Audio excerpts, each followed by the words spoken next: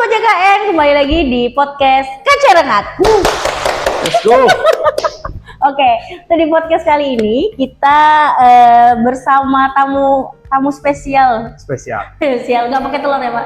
2. Jadi karena dia spesial, jadi pakai telurnya 2, nggak bercanda. Jadi untuk tema podcast kita kali ini, kita kedatangan kabak dari PKP yang sudah ditunggu-tunggu oleh Sobat Live sih sebenarnya lebih banyaknya ya. PKP itu apa? Perencanaan Pembuku PK keuangan, salah Pak, maaf, pemeriksaan lupa tiba-tiba Perencanaan Keuangan dan Pemeriksaan tiba-tiba lupa. Jadi sama Pak Mamun kita bakal bahas-bahas kalau untuk tema kali ini itu tentang program rehab.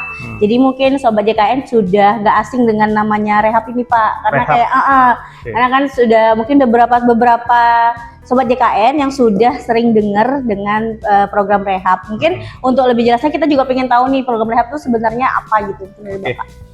Jadi program rehab itu adalah singkatan dari Rencana Pembayaran Bertahap, di mana program ini adalah untuk mendukung program JKN untuk membantu peserta-peserta yang statusnya nonaktif karena ada tunggakan iuran supaya dia bisa mengaktifkan iurannya secara mencicil dibayarnya. Jadi nanti pada saat sudah selesai pembayarannya dia akan bisa aktif lagi. Jadi ini secara tidak langsung membantu untuk peserta-peserta JKN yang menunggak supaya dia bisa aktif lagi dengan cara pembayaran bertahap atau mencicil.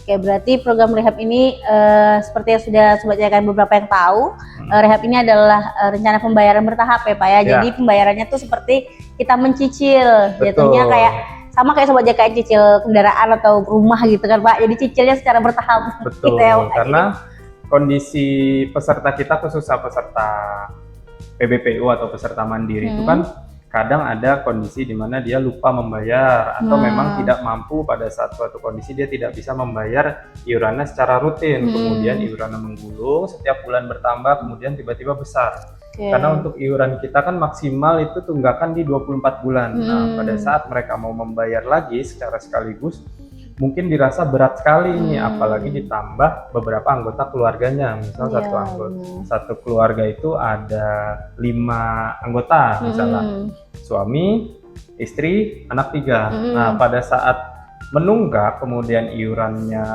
menggulung secara satu keluarga dan ditambah beberapa bulan dia menunggak, pada saat mau membayar lagi pasti mungkin ada beberapa kondisi yang mereka berat untuk membayar secara sekaligus. Makanya adanya program rehab ini bisa membantu untuk kondisi-kondisi seperti yang tadi saya ceritakan. Jadi dia bisa mencicil tunggakannya, kemudian nanti di akhir cicilannya dia bisa aktif lagi secara keseluruhan satu keluarga. Oke, jadi intinya program rehab ini tujuannya itu adalah untuk membantu peserta dalam melunasin tunggakannya, karena kan seperti yang kita tahu kalau BPJS Kesehatan sendiri tagihan itu maksimal 24 bulan. Betul. Jadi kalau Sobat JKN memang merasa berat kan kalau kita terus langsung melunasi tunggakan yang ditagihkan sebanyak 24 bulan itu kan rasanya berat tuh untuk lunasin.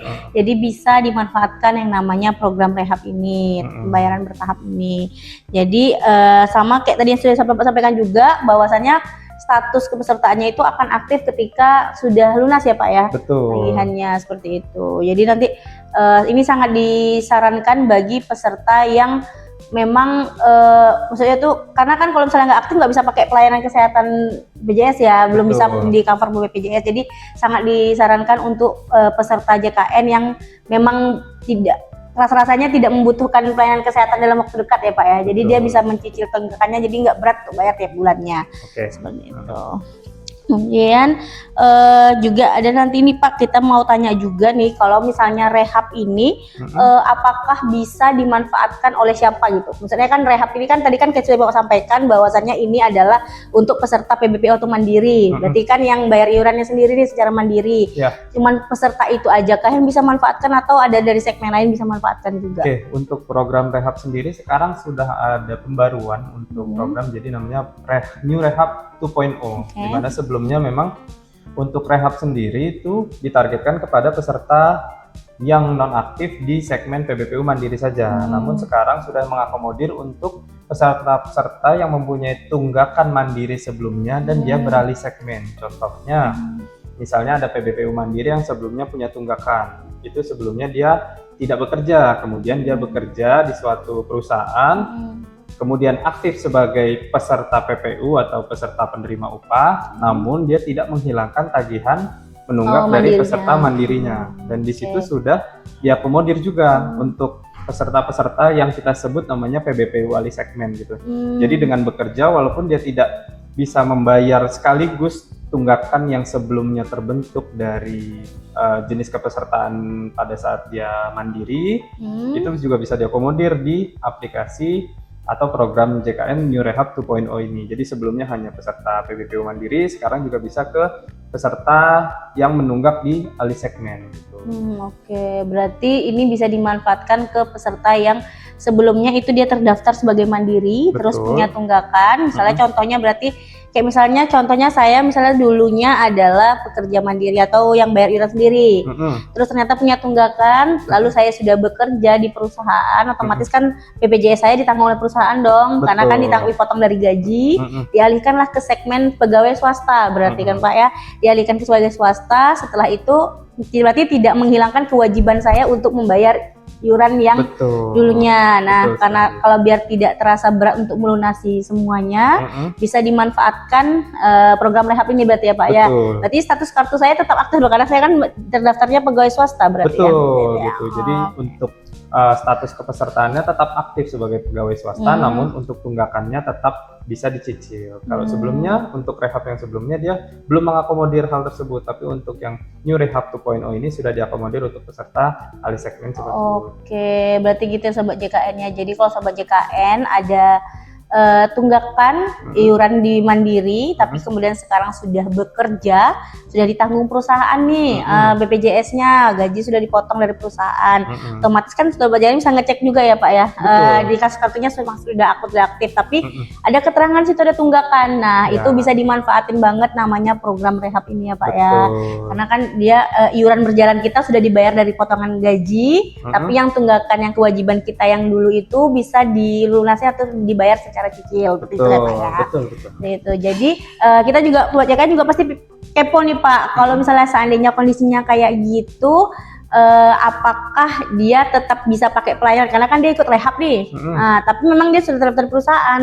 Tadi kan kalau yang mandiri tadi kan dia harus sampai lunas dulu, baru nanti bisa dipakai pelayanan kesehatannya. Tapi kalau untuk yang kasusnya adalah dia pegawai swasta, kayak misalnya aktif gitu kan, tapi ada tunggakan dia mengikuti program rehab, tiba-tiba dia masih masa cicilan rehab dan dia butuh pelayanan kesehatan, apakah tetap bisa dipakai atau tidak bisa dipakai juga kayak untuk kasus seperti ini, karena dia sudah aktif sebagai PPU, kartunya bisa dipakai untuk pelayanan kesehatan. Namun tunggakan iurannya tetap masih ada gitu. Jadi disitulah untuk menggunakan program rehab itu untuk menyelesaikan tunggakan sebelumnya. Tapi untuk kartunya tetap aktif dan dia bisa untuk mendapatkan pelayanan kesehatan di fasilitas kesehatan terdaftar. Oke, berarti Sobat JKN nggak perlu khawatir, nggak perlu worry, karena kartunya itu, selagi kartunya itu masih dalam status aktif, otomatis itu tetap bisa mendapatkan pelayanan kesehatan ya Pak ya. Oke, berarti Sobat JKN juga pasti pengen tahu juga nih Pak, gimana cara mendaftarkan rehab ini, kalau misalnya memang mau daftar rehab. Oke, kalau untuk mendaftarkan program rehab ini ada dua channel atau ada dua cara gitu ya. Ada satu menggunakan aplikasi mobile JKN, di situ ada menu pendaftaran rehab, dan satu lagi bisa datang ke kantor BPJS Kesehatan, nanti dibantu dengan petugas di kantor BPJS Kesehatan.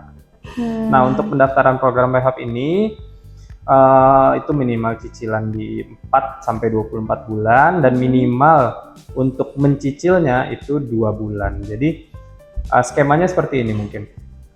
Misalnya nih Mbak Tias punya tunggakan 12 bulan misalnya. Dalam 12 bulan itu misalnya Mbak Tias mau mencicil paling banyak itu selama 6 bulan. Nah, nanti didaftarkannya untuk programnya tagihannya itu 12 bulan. Kemudian Mbak Tias mendaftarkan untuk 6 kali pembayaran, jadi 6 bulan pembayaran gitu. Jadi ntar diakumulasi di sistem, nanti bisa kelihatan pada saat pendaftaran di mobile JKN, skema-skema yang dipilih itu nanti akan keluar berapa sih iuran yang akan dibayar dalam 6 bulan ke depan, kemudian per bulannya itu berapa aja sih. Nah, itu nanti bisa kelihatan di aplikasi mobile JKN. Berarti nanti Sobat JKN nggak perlu khawatir, karena dia sebenarnya itu Kalau misalnya dia yang mandiri, otomatis kan cicilannya itu bareng sama bulan berjalan tambahannya Pak ya, berarti kan Pak. Tapi kalau yang PPU sudah tadi kayak pegawai swasta tadi, otomatis kan dia bulan berjalannya kan sudah dibayarkan oleh perusahaan, jadi otomatis tidak masuk include kan Pak. Berarti cuman dibayarkan yang tunggakannya yang dulu. Tunggakannya saja. Itu untuk kasus yang PBPU sudah beralih segmennya. Oke, seperti itu. Jadi clear ya Sobat JKN-nya. Jadi perbedaannya itu karena kalau misalnya yang PPU, kenapa dia memang yang muncul dari tagihan itu cuman yang yang tagihan tunggakannya aja, karena dia yang bulan berjalannya sudah dipotong langsung dari gaji. Sudah dipotong langsung dari gajinya. Sedangkan kalau yang PBPU atau yang mandiri itu kan selagi kita mencicil, bulan berjalannya tetap wajib untuk kita bayarkan. Jadi ada tambahan untuk bulan berjalannya. Sebenarnya dari kalau kita ngedaftar dari aplikasi itu kan bisa daftar di website Bapak sampaikan, bisa daftar di aplikasi mobil JKN dan juga datang ke kantor. Kalau datang ke kantor kan otomatis biasanya disampaikan nih sama frontlinernya dong. Pasti biasanya kan pasti ada kayak persetujuan gitu dong Pak kalau misalnya ke kantor gitu kan. Pasti ada rinciannya. Tapi kalau misalnya kita ngedaftarnya nggak ke kantor, di mobil JKN, apa ada seperti itu juga atau gimana Pak? Tetap nanti ada persetujuan untuk pendaftaran dari rehabnya itu sendiri gitu. Jadi sebelum kita melakukan persetujuan dari pengajuan program rehab kita itu nanti dijelaskan dulu, dikasih lihat skema pembayaran apakah sudah sesuai nggak sih sama keinginan kita pada saat mendaftar si program rehab itu. Apakah kira-kira bulan misalnya setiap bulannya dalam 6 bulan ke depan saya mencicil akan mendapatkan pembayarannya sesuai nggak sih nominal sama yang mau kita bayarkan gitu sampai dengan nanti akhirnya lunas gitu. Dan penjelasannya pun di situ ada term and conditionnya juga akan dilakukan approval dari teman-teman gitu. Apakah sudah setuju? Apabila memang setuju nanti baru bisa didaftarkan. Apabila memang tidak merasa kayaknya mending mau langsung lunas aja nih supaya misalnya ada rencana mau dipakai untuk berobat atau operasi, bisa juga gitu. Jadi nanti terserah dari Bapak Ibu untuk pendaftarannya apakah sudah sesuai, misalnya mau 6 bulan, sudah sesuai 6 bulan atau ternyata mau dicicil selama 12 bulan, itu bisa juga. Tapi nanti persetujuannya tetap dari yang mengajukan atau peserta JKN itu. Oke, berarti dari yang Bapak sampaikan tadi kan berarti kalau yang mandiri itu dia kan harus sampai lunas dulu nih Pak, harus baru bisa kartunya aktif lagi, baru bisa dipakai lagi. Tadi kan sampaikan Bapak kita bisa milih tuh mau dilunasin langsung atau gimana. Berarti di tengah-tengah kita mencicil, tiba-tiba kita kayaknya butuh untuk pelayanan kesehatan, kita bisa untuk mengajukan pelunasan berarti dong Pak? Bisa, di tengah-tengah juga misal mencicil, kita mengajukan pada saat mendaftar sudah didaftarkan dan sudah disetujui selama 12 bulan pencicilan gitu.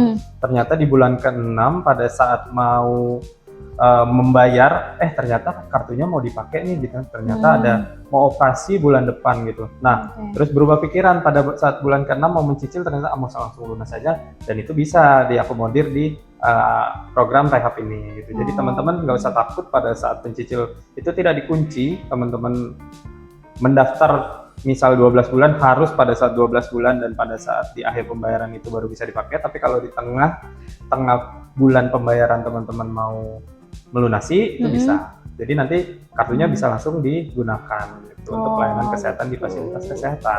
Jadi Sobat JKN nggak perlu khawatir, tinggal tergantung kemampuan masing-masing Sobat JKN juga ya. Kalau misalnya nanti pilihnya itu mau pilih berapa bulan untuk pencicilannya, dan juga kalau misalnya nanti di tengah-tengah perjalanan pencicilan ini karena status kartu kalau untuk yang mandiri kan masih belum aktif tuh. Nanti silahkan kalau misalnya memang mau menggunakan pelayanan kesehatan, silahkan untuk dilunasi sekaligus seperti itu. Nah juga nih ada juga nih Pak pertanyaan, kalau seandainya itu kan kalau tengah-tengah dia butuh, kalau seandainya nih dia sudah daftar rehab, terus habis itu bulan pertama dia bayar, ternyata untuk di bulan kedua dan ketiga dia tidak bayar gitu, misalnya nggak bayar, itu apa yang terjadi Pak? Apakah akan ada penambahan di bulan keempatnya atau gimana? Betul. Nanti? Oh benar, ada penambahan. Nanti akan malah nambah sekaligus. Jadi teman-teman kalau sudah daftar rehab itu kalau bisa dan diusahakan itu rutin membayar setiap bulan supaya nggak makin berat lagi untuk iuran yang akan dibayar di bulan selanjutnya gitu. Jadi kalau udah daftar rehab bisa konsisten bayar tiap bulan sesuai dengan bulan yang didaftarkan di awal gitu, supaya nanti sesuai dengan skema awal dan teman-teman bisa aktif di bulan yang sudah direncanakan. Oke. Berarti kalau misalnya ini sebenarnya banyak banget membantu itu kalau misalnya seringnya tuh dipakai ke ibu-ibu mau melahirkan ya Pak ya, karena kan dia sudah tahu nih dia bakal melahirkan di bulan ini nih. Apalagi untuk melahirkan ya, itu kan sangat terencana gitu, harusnya bisa direncanakan dengan baik. Jadi apabila nonaktif, segera membayar iuran supaya nanti pada saat proses lahiran itu bisa ditanggung sama program JKN. Nah, karena kan kalau misalnya lahiran kan otomatis kita sudah tahu HPL ya kan?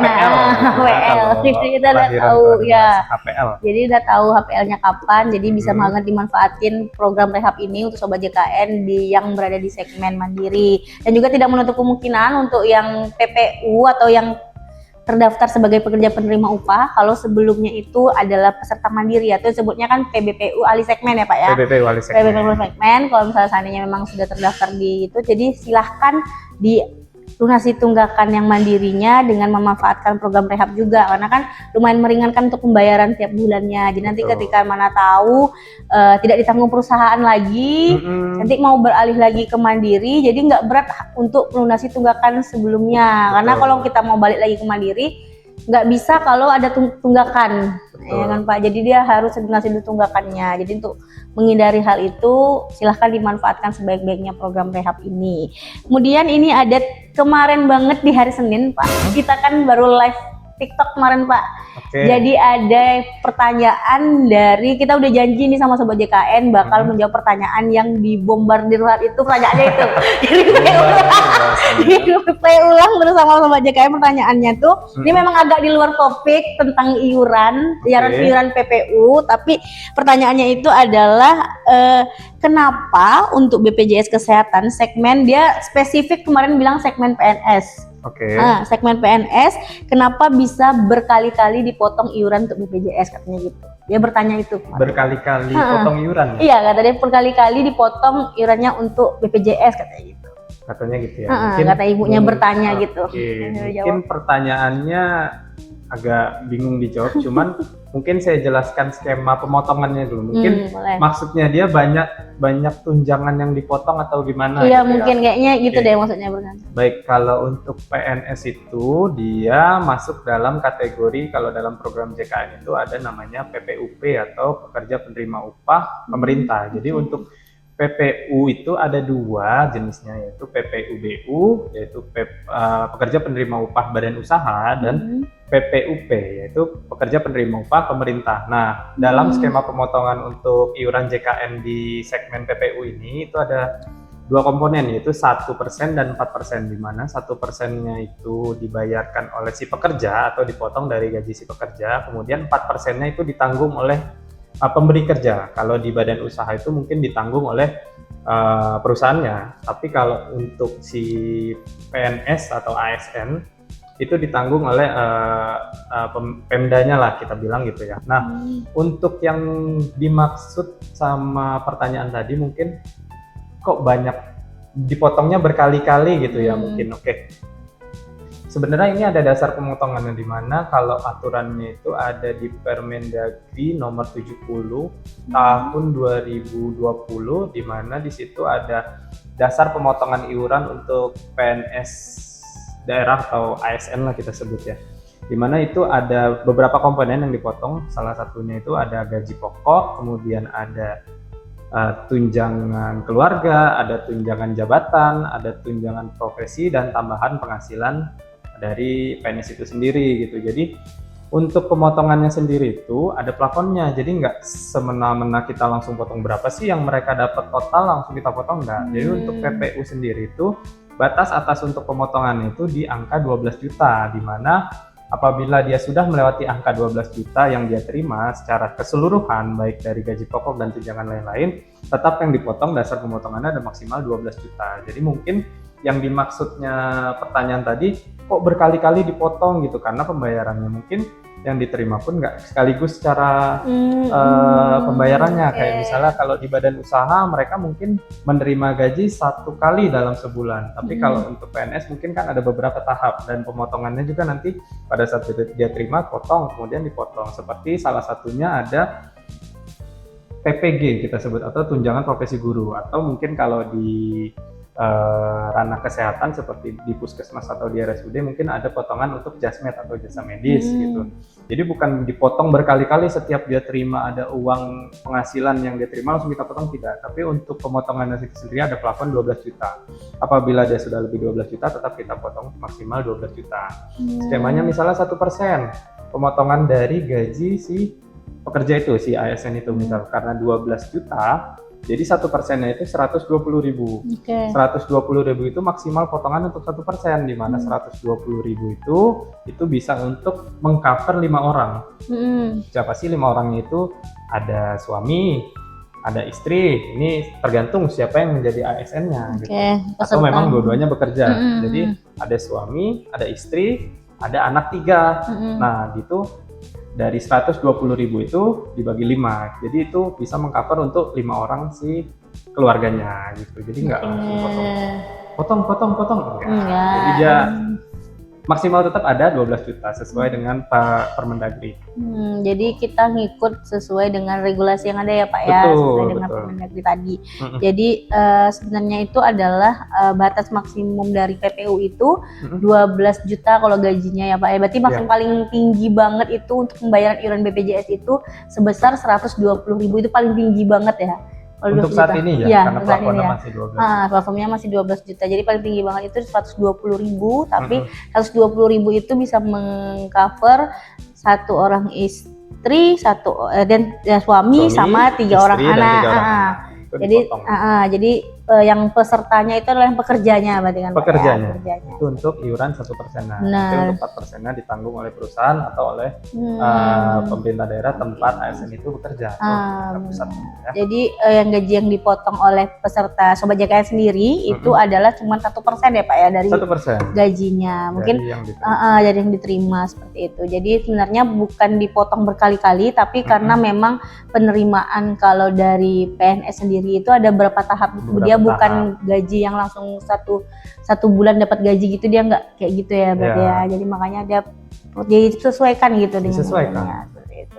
Nah kita juga pastinya nggak berani apa asal-asal karena semuanya pasti dengan regulasi. Asal ada regulasinya, jadi nggak akan berani ya memotong-motong kalau tidak sesuai dengan regulasi. Seperti itu. Mungkin bisa menjawab pertanyaan dari live kemarin ya Pak ya terhadap itu. Kemarin pas di hari Senin tuh ada live TikTok perihal ini pertanyaan tentang ini. Memang agak di luar dari topik rehab ini, tapi semoga itu bisa menjawab pertanyaan dari Sobat JKN yang kemarin nonton live TikTok kita gitu. Nah, jadi karena ini kita udah di akhir dari podcast ini Pak. Jadi ya mau tanya juga, ada nggak dari Bapak yang mau disampaikan ke Sobat JKN, boleh perihal tentang rehab ataupun ajakan Sobat JKN. Buat Sobat JKN, mungkin saya reminder lagi teman-teman, jangan lupa untuk bayar iuran maksimal tanggal 10 setiap bulannya, karena program JKN ini bukan hanya milik BPJS Kesehatan, ini milik seluruh masyarakat Indonesia dengan dasar gotong royong semua tertolong, jangan lupa. Jadi bukan hanya Sobat JKN bayar iuran untuk sendiri aja. Jadi prinsip gotong royong itu bagaimana yang sehat membantu yang sakit, apabila nanti yang sehat kemudian sakit mungkin dibantu pasien sehat selanjutnya, yang lainnya maksudnya. Jadi jangan berpikir program JKN ini kok kita bayar iuran tapi nggak pernah dipakai. Kalau saya sih bersyukur kalau saya bayar iuran tapi nggak pernah dipakai, berarti saya sehat walafiat gitu. Jadi kita untuk seluruh Indonesia jangan lupa bayar iuran supaya kartu JKN kita tetap aktif dan kita terlindungi dengan program JKN. Benar, jadi sebenarnya program JKN ini karena mengandung asas gotong royong ya Pak ya. Jadi yang sehat yang membantu yang sakit. Jadi nanti yang dari yang beberapa orang yang sakit ini kan untuk pembayaran layanan kesehatannya dibutuhkan beberapa orang yang sehat gitu, banyak orang yang sehat. Itu jadi balik lagi untuk Sobat JKN yang memang merasa program ini penting banget, karena dengan adanya program JKN ini sudah tidak ada lagi tuh kata-kata yang kalau orang miskin dilarang sakit. Udah nggak ada lagi kata-kata, nggak ada lagi yang harus kalau sakit tiba-tiba harus jual tanah, jual rumah, itu nggak ada lagi.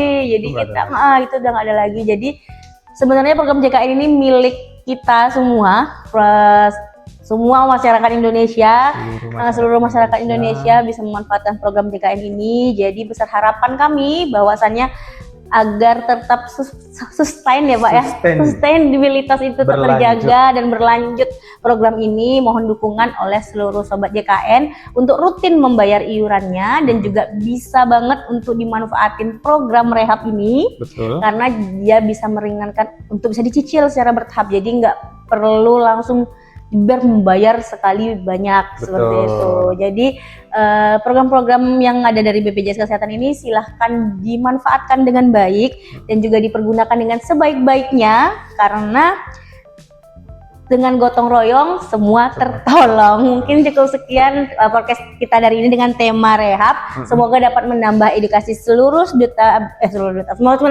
menambah ilmu dan edukasi untuk seluruh sobat JKN yang ada di rumah. Silahkan di-share ilmunya ini, silahkan di-share sebanyak-banyaknya kemana aja, dan juga jangan lupa kunjungin media sosial kita.